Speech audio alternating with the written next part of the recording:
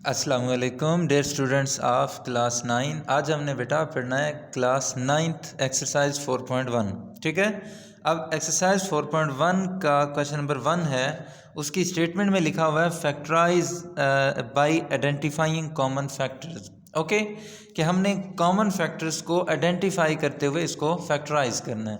अब इसकी फैक्टराइजेशन बिल्कुल ही सिंपल है। हमने इसमें ये देखना है कि ये लिखा हुआ है 6x + 12।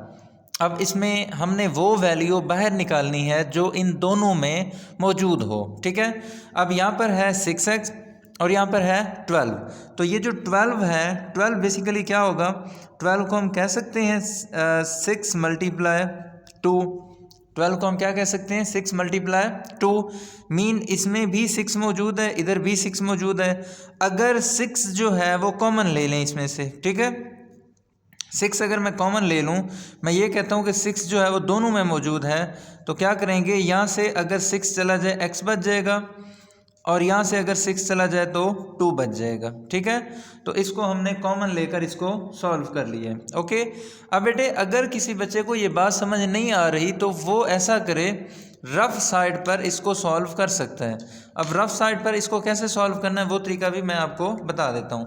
अब फर्स्ट क्या, मैंने ये कहा हुआ है कि हमने इसमें से 6x को कॉमन लिया हुआ है, तो ऐसा करें, अगर पहली वैल्यू में से 6x को कॉमन ले रहे हैं, इसका मतलब 6x को इसमें से बाहर निकाल रहे हैं, तो यहाँ पर लिखेंगे 6x और इसमें से हमने क्या कॉमन लिया हुआ है, 6। अगर 6 तो डिवाइड कर दें, 6 के साथ 6 कैंसिल, क्या बच जाएगा, x।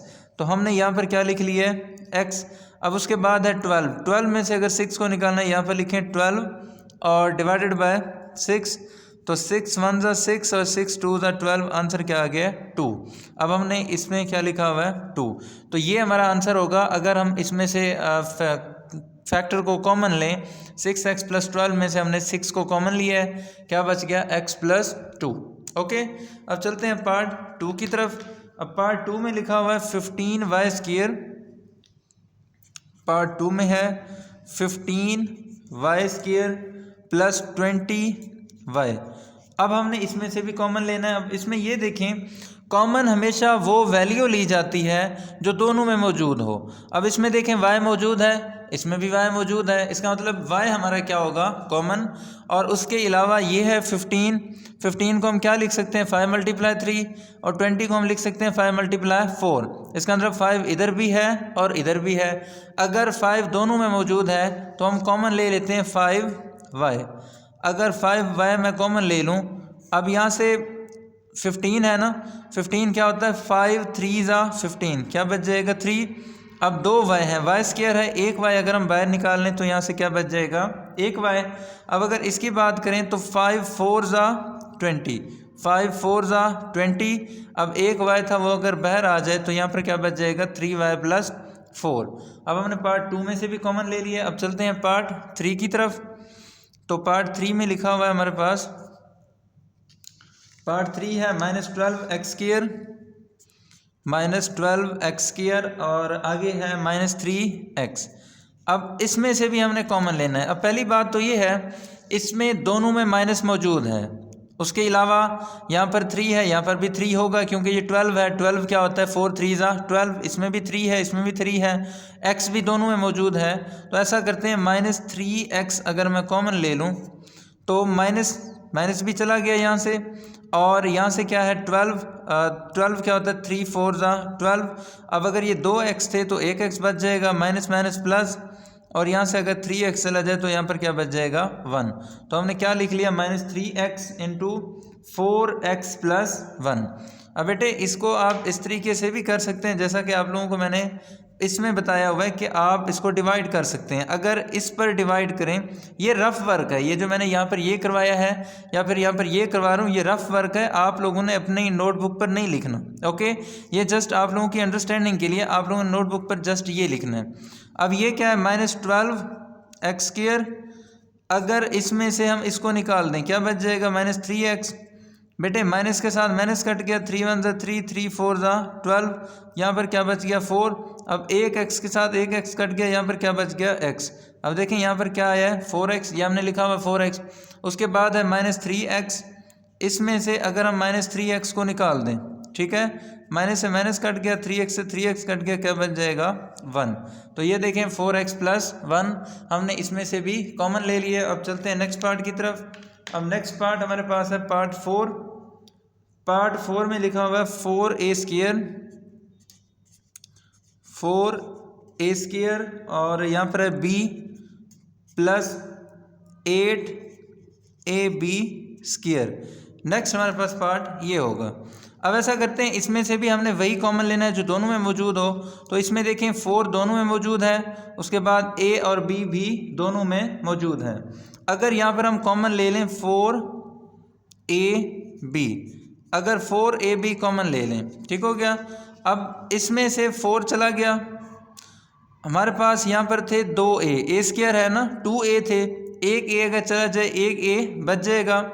अब यहाँ पर है b, ये भी बाहर चला गया। ओके, अब यहाँ पर देखें 4 2 ज़ा 8, 4 2 ज़ा 8, a भी चला गया, b भी चला गया, तो यहाँ b स्क्वायर था तो एक b बच जाएगा। तो ये हमने इसमें कॉमन लिया हुआ है। ओके, अब चलते हैं नेक्स्ट पार्ट की तरफ। नेक्स्ट पार्ट हमारे पास है पार्ट 5। तो ये हमारे पास है जी पार्ट 5। पार्ट 5 में लिखा हुआ है x Y minus 3x square, आगे है प्लस 2x। अब इसमें देखें, इसमें क्या कॉमन है, इस सारे में अगर देखें तो सिर्फ x कॉमन है, x के अलावा और कोई भी फैक्टर जो है वो कॉमन नहीं है। अगर x कॉमन है तो x को बाहर निकाल लेते हैं। x अगर यहाँ से हम निकाल लें, यहाँ पर क्या बच जाएगा y, और यहाँ से अगर x निकाल लें क्या बच जाएगा माइनस 3x, और यहाँ पर क्या बच जाएगा प्लस का 2। तो ये था हमारा पार्ट 5। और उसके बाद हमारे पास है पार्ट 6। पार्ट 6 को सॉल्व करते हैं। पार्ट 6 में लिखा हुआ 3a स्क्वायर b और है minus 9a b square plus 15a b, ये हमारे पास गिवन है। ठीक हो गया। अब ऐसा करते हैं, इसमें से भी हम जैसे हमने पहले सॉल्व किए, इसमें से भी हम कॉमन ले लेते हैं। इसमें से अगर हम कॉमन लें तो इसमें कॉमन होगा 3ab, 3ab कॉमन होगा। इसका मतलब क्या है कि 3ab दोनों में मौजूद होगा। तो 3ab अगर निकाल लें, यहाँ से 3 चला जाए, एक a चला जाए, एक a बच जाएगा, b चला जाए। अब यहाँ पर 3 3 ज़ा 9, अब a चला गया, 2 b हैं, यहाँ पर एक b बच जाएगा, प्लस 3 5 ज़ा 15। तो यहाँ पर ये हमारे पास क्या आ गया, a माइनस 3b प्लस 15। तो ये था हमारे पास पार्ट 1, क्वेश्चन नंबर 1। उसके 6 पार्ट थे जो कि यहाँ पर कंप्लीट हो गए हैं। अब चलते हैं क्वेश्चन नंबर 2 की तरफ। ये हमारे पास है क्वेश्चन नंबर 2, उसका पार्ट 1। इसमें भी जस्ट लिखा हुआ है फैक्टराइज। अब इसकी फैक्टराइजेशन करने के लिए हमने ये देखना है कि इसमें कौन सा ऐसा फैक्टर है जो दोनों के अंदर मौजूद हो। अब यहाँ पर देखते हैं, यहाँ पर है 5, क्योंकि 5 यहाँ पर भी मौजूद है और इसमें भी मौजूद है। ये लिखा हुआ है 15, 15 में 5 मौजूद होता है, 5 3 ज़ा 15। अब अगर इसमें से 5 को ले लें कॉमन, ओके, 5 यहाँ से कॉमन आ जाए, यहाँ से क्या बच जाएगा x, और प्लस 5 3 ज़ा 15। तो ये क्या आ गया, 5 इंटू एक्स प्लस 3 हमने कॉमन ले लिए, मीन इसकी फैक्टराइजेशन हमने कर ली है। अब चलते हैं पार्ट 2 की तरफ। तो हमारे पास लिखा हुआ पार्ट 2। पार्ट 2 में है x square plus 4x plus 3। अब इसकी हमने फैक्टराइजेशन करनी है। बेटे फैक्टराइजेशन का एक असूल होता है। क्या असूल होता है, ये लास्ट वाली वैल्यू क्या लिखा हुआ है 3, इस 3 के हमने फैक्टर्स लिखने होते हैं। अब इस 3 के फैक्टर्स कौन से, ये 3 है ना, इसके हमने फैक्टर्स फाइंड किए। ये रफ साइड है, ये हमारे सवाल का हिस्सा नहीं होगी। अब ये 3 है, 3 के हमने फैक्टर्स फाइंड करने हैं। इसके फैक्टर्स क्या होते हैं, फैक्टर्स वो 2 वैल्यूज़ होती हैं जिनको मल्टीप्लाई करने से हमें ये हासिल हो। अब हमने वो वाला फैक्टर सिलेक्ट करना है जिसको अगर हम मल्टीप्लाई करें तो ये 3 आ जाए, ये वाला। अगर इन दोनों को प्लस करें तो ये दरमियान वाली वैल्यू 4 आ जाए। ठीक है। अब हमने इस फैक्टर को देखा 1 3 ज़ा 3, और इसको अगर यहाँ पर लिखें 1 प्लस 3 इज इक्वल टू 4। अगर इनको प्लस करें ये बन जाए, अगर इनको मल्टीप्लाई करें तो ये बन जाए। अब हमारे पास क्या बन गया, एक तो आया है 1 और एक आया है 3। अब हमने इसको इसी फॉर्म में लिखना है। अब यहाँ पर क्या लिखा हुआ है, 4 है, तो इसको लिख लेते हैं x का स्क्वायर, 4 को लिख लेते हैं x प्लस 3x। अब बेटे ये देखें x प्लस 3x क्या बन जाएगा 4x, तो 4x को हमने इस फॉर्म में लिखा हुआ है। अब यहाँ आगे क्या लिखा हुआ है प्लस 3। अब फर्स्ट 2 में क्या कॉमन है, फर्स्ट 2 में हमारे पास कॉमन है x, अगर x कॉमन ले लें तो क्या बन जाएगा 2x है, 1x अगर चला जाए 1x बच जाएगा, और यहाँ पर 1x है, अगर वो x हम बाहर निकालें तो यहाँ पर बच जाएगा 1। ओके, अब यहाँ पर क्या कॉमन है, प्लस का 3 कॉमन है, यहाँ पर क्या बच जाएगा, अगर 3 हम निकाल लें बच जाएगा x, और यहाँ से अगर 3 बाहर आ जाए तो क्या बच जाएगा 1। इसको उसी डिवीजन मेथड से भी आप लोग कर सकते हो, जैसे मैंने पीछे रफ पर करवाया हुआ है, उससे भी आप लोगों को ये क्लियर समझ आ जाएगा। अब फैक्टराइजेशन का एक मेन असूल होता है। मेन असूल क्या होता है, अगर ब्रैकेट के अंदर वाली वैल्यूज़ बिल्कुल एक दूसरे की तरह सेम है तो ये हमारी फैक्टराइजेशन ठीक होगी, अदरवाइज़ हमारी फैक्टराइजेशन ठीक नहीं होगी। तो हमने यहाँ पर देखा ब्रैकेट के अंदर वाली वैल्यूज़ सेम है तो हमारी फैक्टराइजेशन ठीक होगी। अब ऐसा करते हैं x प्लस 1 अगर कॉमन ले लें, x प्लस 1 आ गया कॉमन, ये अगर बाहर चला जाए यहाँ से क्या बच जाएगा x, और इधर से क्या बच जाएगा प्लस का 3। तो ये हमारे पास आंसर है x प्लस 1 और x प्लस 3। चलते हैं पार्ट 3 की तरफ। ये हमारे पास है पार्ट 3। पार्ट 3 में भी सेम हमने वही असूल जो है माइंड में रखना है जो कि मैंने थोड़ी देर पहले आपको बताया है। वो असूल क्या था कि हमने 8 जो है हमारे पास जो कांस्टेंट है उसके लेने हैं फैक्टर्स। अब ये है 8 के फैक्टर्स कौन से बन जाएंगे, एक बन जाएगा 1 मल्टीप्लाई 8 इज इक्वल टू 8, एक बन जाएगा 2 मल्टीप्लाई 4 इज इक्वल टू 8।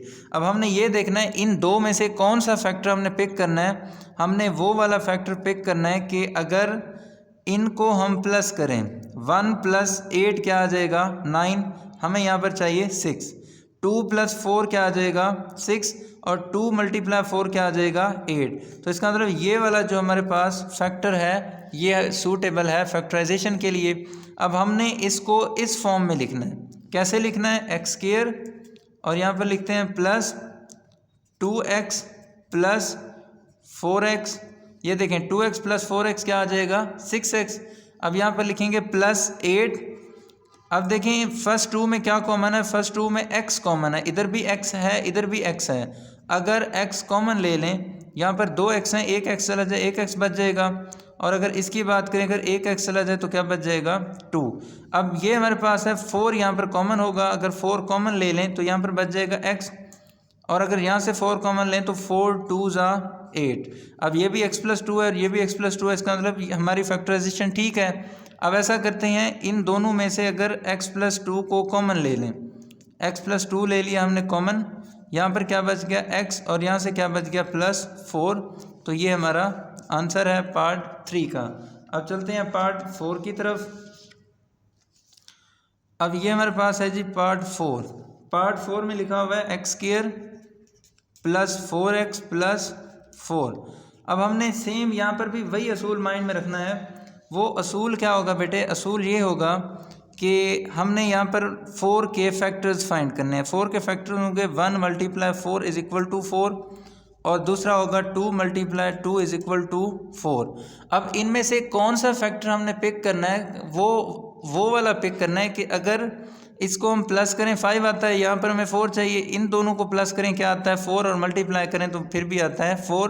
तो ऐसा करते हैं अगर ये वाला फैक्टर जो है ये ज़्यादा सूटेबल है, इसको पिक कर लें, तो यहाँ पर क्या आ जाएगा एक्स का square plus 2x plus 2x plus 4। अब ऐसा करते हैं फर्स्ट 2 में क्या कॉमन है, फर्स्ट 2 में हमारे पास कॉमन है x। अगर फर्स्ट 2 में x को कॉमन ले लें तो 2x से 1x बच जाएगा, और यहाँ पर अगर x कॉमन आ जाए तो क्या बच जाएगा 2। ठीक है, अब ऐसा करते हैं यहाँ पर अगर 2 कॉमन ले लें तो x 2x है, 2 अगर यहाँ से चला जाए x बच जाएगा। यहाँ पर 4 है, 4 में से 2 को अगर हम कॉमन ले लें तो 2 2 ज़ा 4। ठीक है, 2 2 ज़ा 4। अब x प्लस 2 इधर भी आ गया इधर भी आ गया, तो x प्लस 2 होगा कॉमन, यहाँ से क्या बच जाएगा x, और इधर से क्या बच जाएगा प्लस 2। अब बेटे ये देखें x प्लस 2 कितने दफ़ा आया हुआ है, 2 टाइम आया हुआ है, तो ये हो जाएगा x प्लस 2 का स्क्वायर। ठीक है, ये हमने इसकी फैक्टराइजेशन कर ली है। अब ऐसे भी समझ सकते हैं कि इसकी पावर कुछ नहीं है 1 होगी, इसकी पावर भी कुछ नहीं है 1 होगी। 1 जो पावर है वो अंडरस्टूड होगी। ओके, 1 होता है लिखा नहीं जाता, अंडरस्टूड होता है। अब 1 + 1 क्या हो गया 2, या फिर ऐसे समझ सकते हैं कि 1x + 2 जो है वो 2 टाइम आया हुआ, तो इसको हम लिखेंगे x + 2 का स्क्वायर। तो ये था हमारे पास क्वेश्चन नंबर 1 और क्वेश्चन नंबर 2। इंशाल्लाह फिर मुलाकात होगी एक नई वीडियो के साथ, तब तक के लिए अल्लाह हाफिज़।